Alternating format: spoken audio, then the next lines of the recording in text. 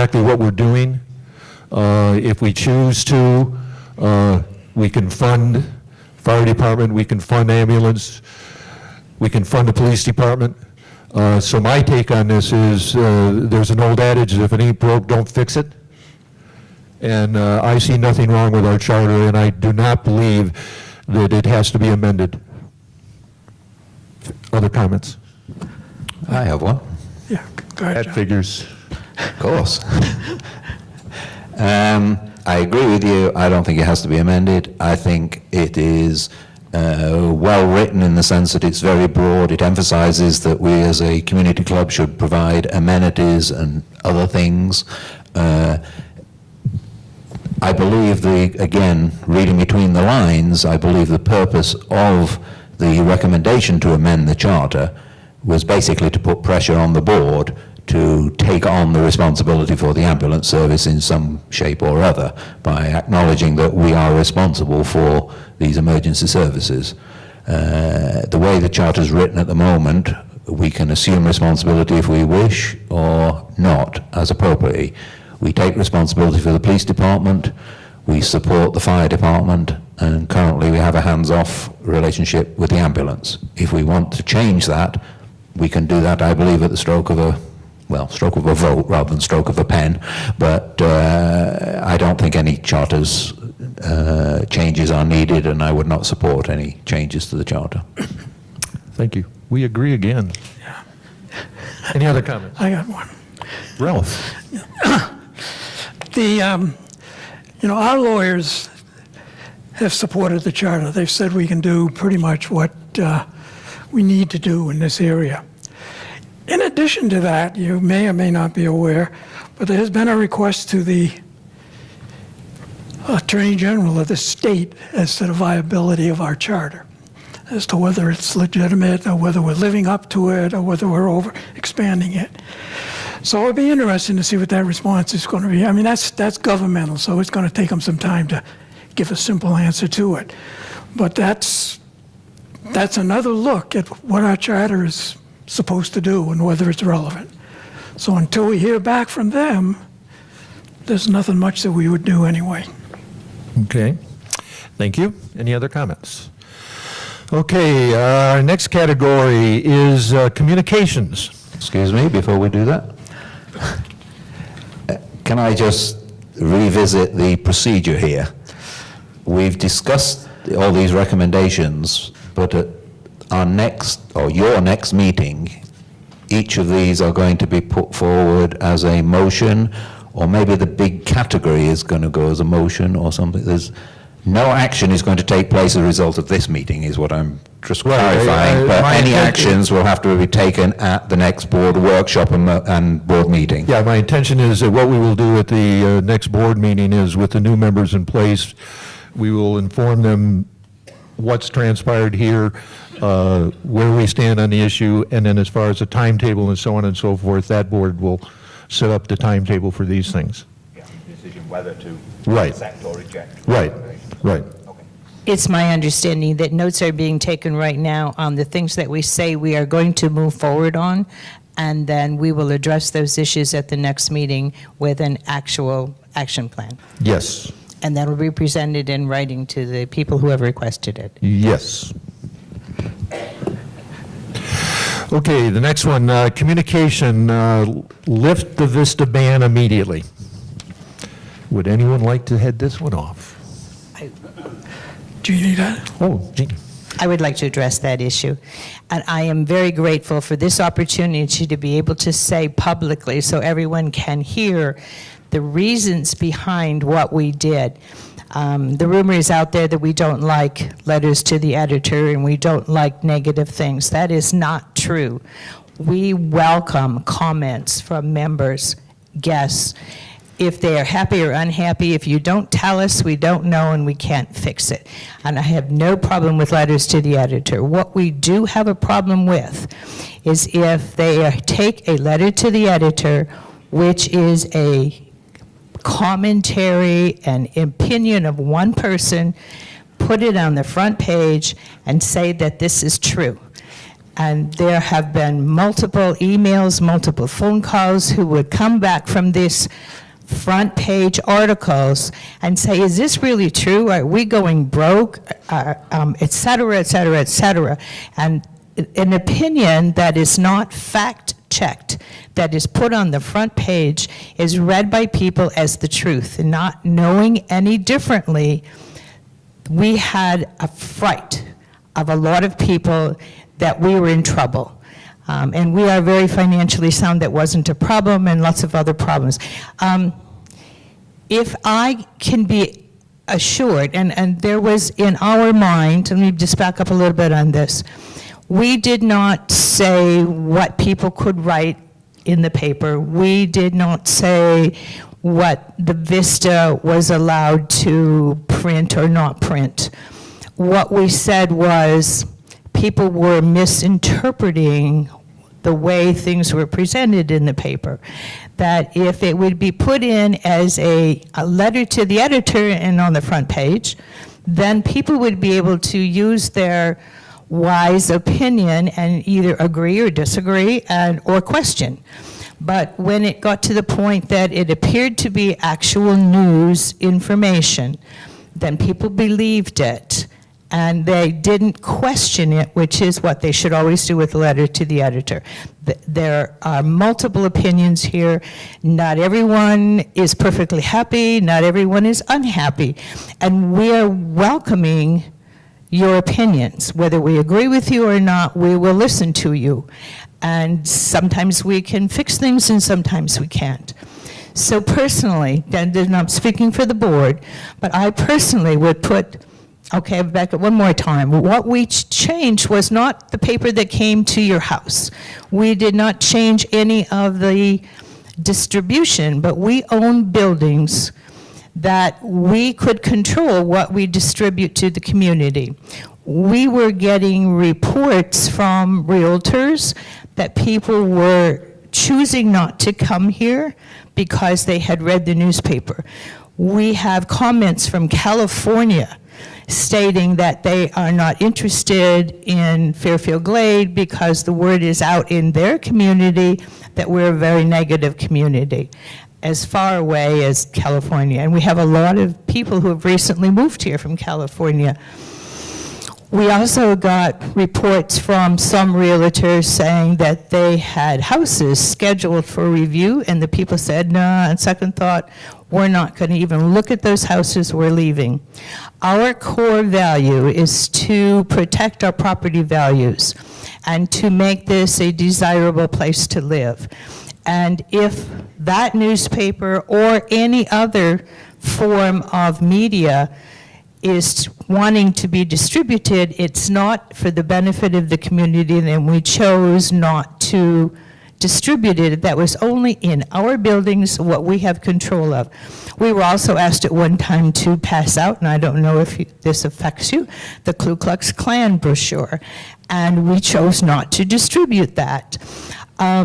We have that option. We own these buildings and we can make those decisions.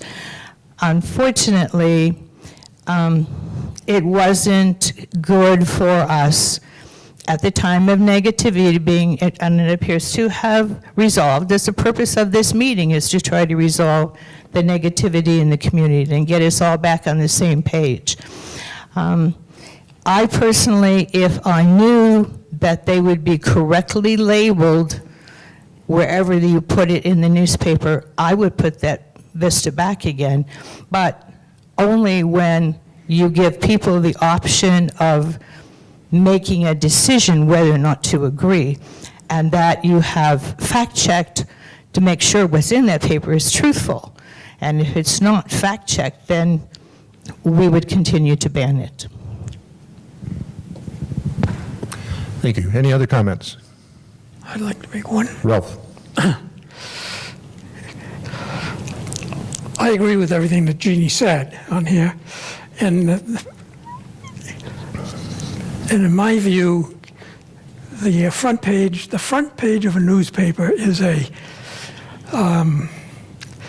it's it's an important page on the paper. That's the first thing people open, they look at it, and they read it. And as soon as I see a front page article on it, it says, this person's incompetent, this person is as dumb as you know what, this, and this, and then the facts that are not there, I immediately, that's fake news to me. That's just fake news. So I have to tell you, I get the Vista. I can't say I look forward to it every week, but I do read it every week. And I read the letters to the editor, but I read it differently than most. I start with who sent the letter. I've got 10 names in the back of my book. As soon as I see that name, I don't read it anymore on that thing. So I'm reading all of the other letters of people that I haven't heard from or see, and they've got legitimate things, and I read those, and I take them to heart.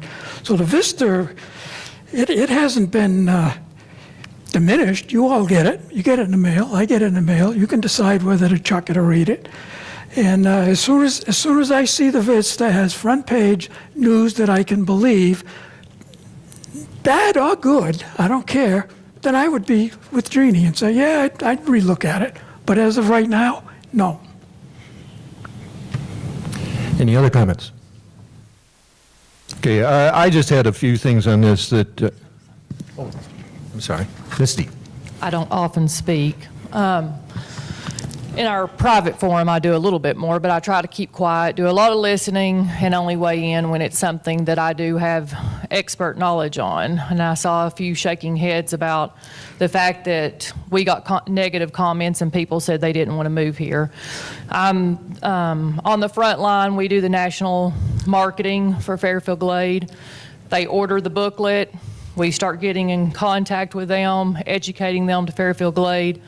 Our agents are typically the front line of getting people here to Fairfield Glade, answering all those questions prior to their coming, after their coming. And I can tell you we got countless comments about the negative things that people were reading. Several people that said, just take us off your mailing list. We're not interested in your community. There's too much negativity there. I had one lakefront home that was listed this year that they left here because of the negativity. They asked us to list their home. They wanted to move away because they didn't want to live in a community like this. They were a driving force. They donated their time to FGRS. They're some of the most positive, inspirational people I've ever met, and I can confirm that that is why they left here and will not return. So that is my one thing that I'll weigh in on here that is most definitely my experience and expertise. Thank you. Phil.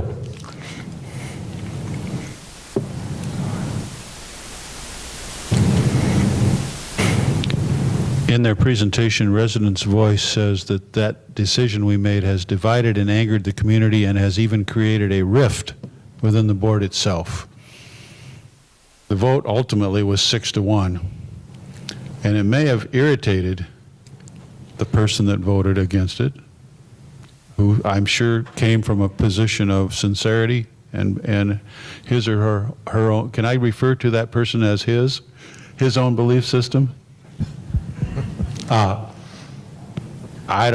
just am totally unwilling to accept that there's a rift on the board, and this is another example of where you just have to choose your words a little more carefully in that regard. That's all, John. I would agree. I mean, if every time we disagree on this board it's considered a rift, we're knee-deep in rifts. I was going to say, you and I live across a chasm. Exactly. Okay, moving on.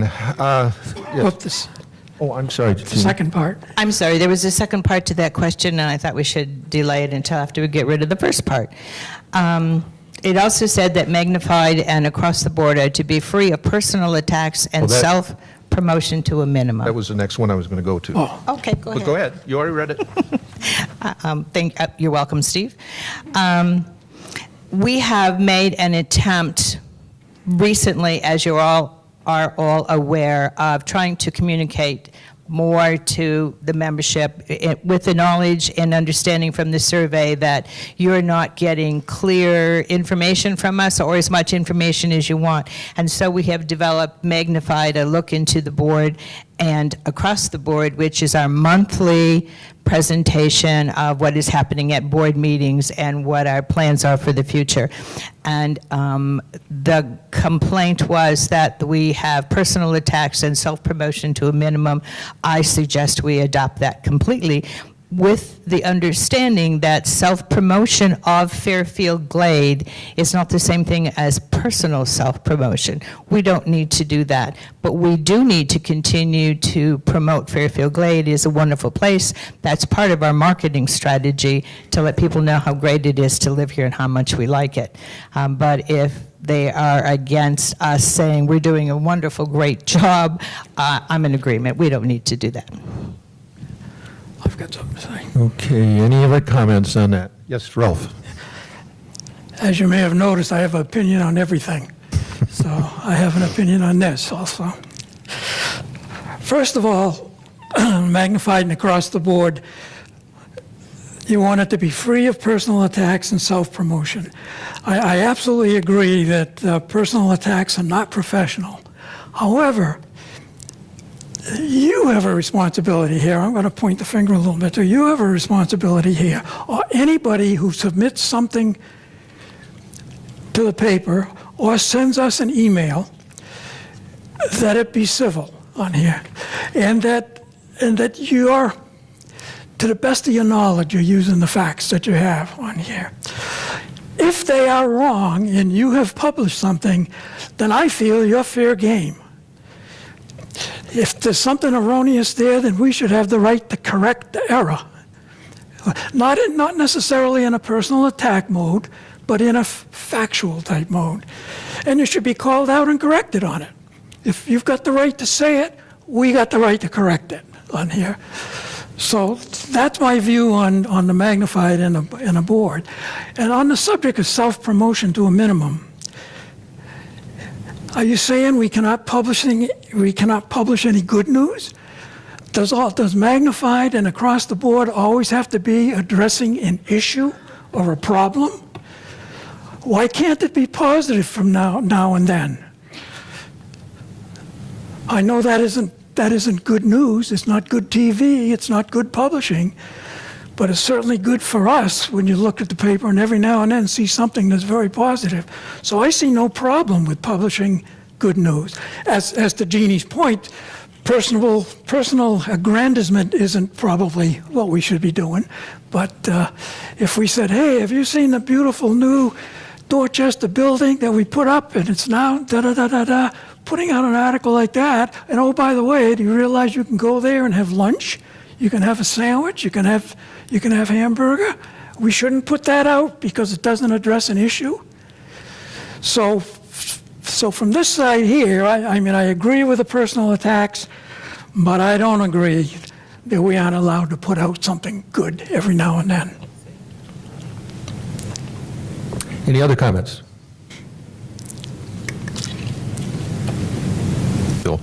Yeah, Jeannie, you correct me if I'm wrong, but I suspect you agree with Ralph on that point. Yes.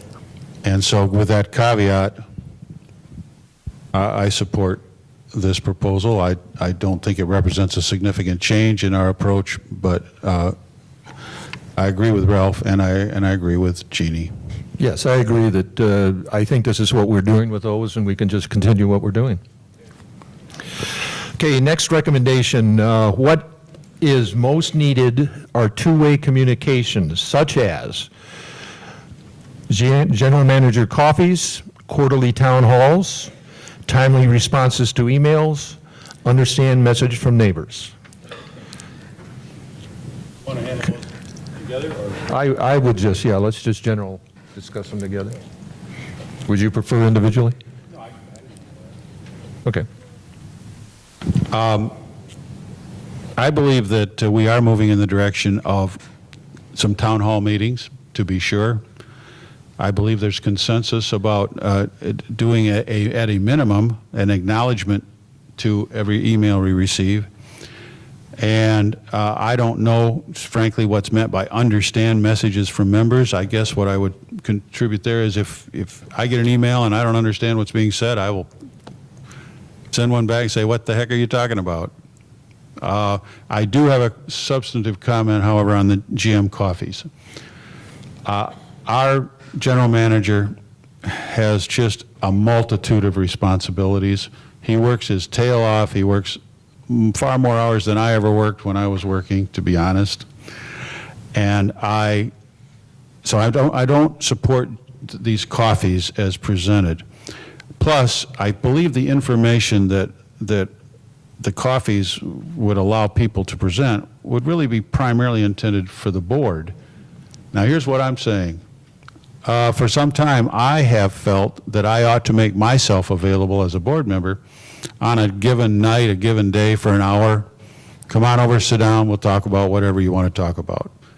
And I am actually making a commitment at this point publicly that I'm going to set that up myself. I'm going to invite other board members to participate in that so I don't have to do it every time. If it happens, fine. Otherwise, you're going to have a chance to sit down with me 12 times a year. But I do not support asking Mr. Weber to do that. Yes. Okay.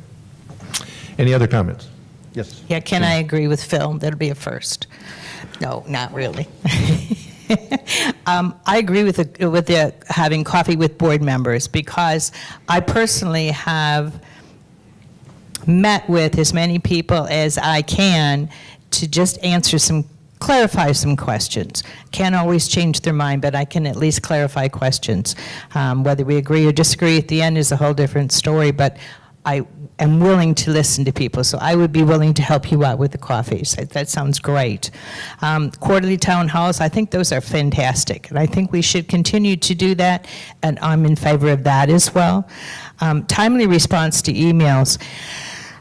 I personally want to do something about what is happening right now. I'm not sure how many of you are aware, but when emails come into the board, in general, it's sent out to everyone on the board, so we get to see them, but you don't always know that we've read them or that we even know what you're saying, and this is the feedback that I've been getting is, we get it, but we don't really know. So unless you have used foul language in your emails, which we get a lot of, or if you are threatening our lives, which has happened, then we will not respond to those nicely or not at all. But if you send in a comment, negative or positive, I have personally, and I think we need to set up a system, and I'd like to put that as an action plan to work on, to set up a system to respond to those for you. So every one of you, when you send in an email, will get an answer. I'm doing the best that I can right now until we get this process in place, but I think you need to know we hear you. We can't always change, we can't always do what you ask, but we do hear you. And so I would like to put that into our action plan of setting up an email answering system. And understanding messages from members. I want you to know we're not psychiatrists, and you may be using a different word that we take a different context for because it's a comfortable word for you that we don't understand exactly what you're saying. So if I don't understand or if we don't understand, I think we should take it upon ourselves to clarify just exactly what is the message you're trying to deliver. And I think we should in the future try to understand what you're saying, but we may totally misinterpret. So if you get a response back from us that looks a little strange, email us back until we are both on the same page. Settling the present divide of call ourselves a resort retirement community. The IV said resort retirement community is fine, that's what we should go forward with, but that's not what I've heard in the community. There have been people who have said, I hate the word resort, we're not a resort, I don't want to be a resort.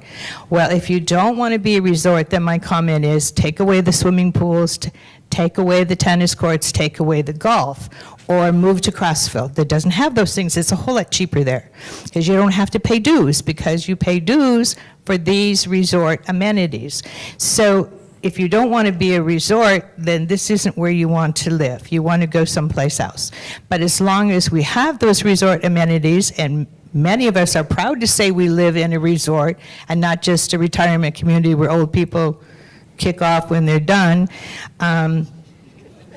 it's your option. Thank you, Jeannie.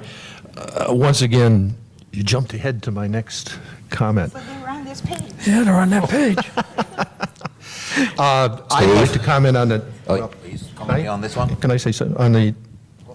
Which one? I'm getting confused. Resort retirement or the other one? I was going back a bit. Yeah, so am I.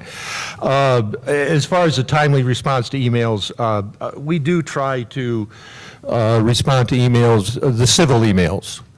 Okay, obviously an email with vulgarity, like Jeannie said, threats. I had it, I won't go into one I got just this week, but it was kind of unique. But again, you know, but I will say that it isn't, we're not 100% perfect, especially now in my position of president. It's not uncommon for me to get 30 emails a day. And quite honestly, some of them I think do probably fall through the cracks, for which I apologize. And so I would put out there that if you do send me an email and you do expect a response and you do not get one, would you just sort of resend that same email to me? Because I'm not, you know, I'm in no way, shape, or form perfect, and my skills as a manager, as far as keeping track of things, may be a little weak, so that's the way I'd handle it. But I think we all try to respond as well as we can to most of these things. John?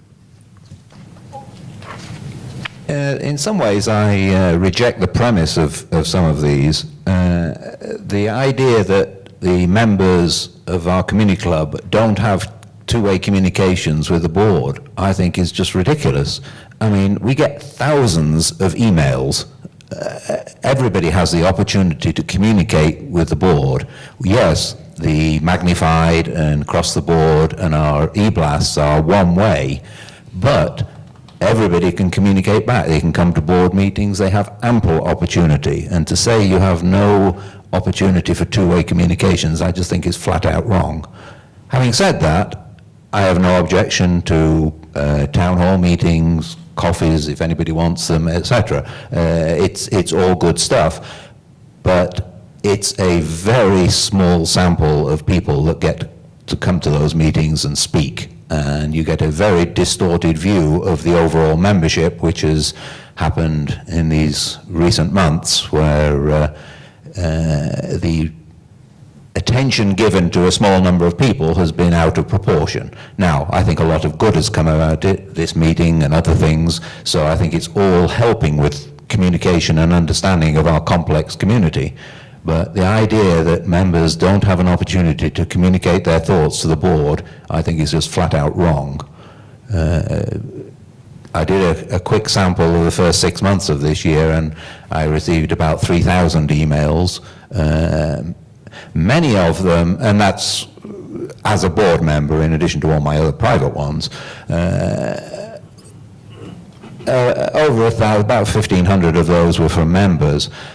Responding, though, I do struggle with. If I received a personal email, I would definitely try and respond. But many of the emails that come in are addressed generically to the board with a comment. We can acknowledge it generically. I don't think that adds much value, but it's certainly an issue in modern communications with emails and the like that the board probably should address a little more formally and have some process. Similarly, when Bob Weber receives an email, he invariably distributes it to all the board as well. Right now, we have no process for deciding who should respond.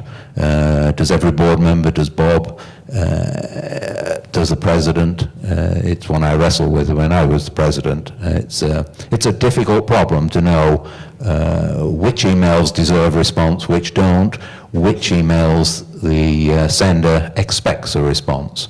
And yep, we get it right sometimes, we get it wrong sometimes. I think that's all I have to say. Okay. Anything else? I can say something, Ralph? just quickly. Quarterly town, let me go down the list quickly. I think what Phil suggested for board members' coffee is excellent. I look forward to him spending a lot of hours doing that. Of course, I'll be gone, but You won't be welcome at any of my meetings. yeah, I know, I'm sure. Quarterly town halls.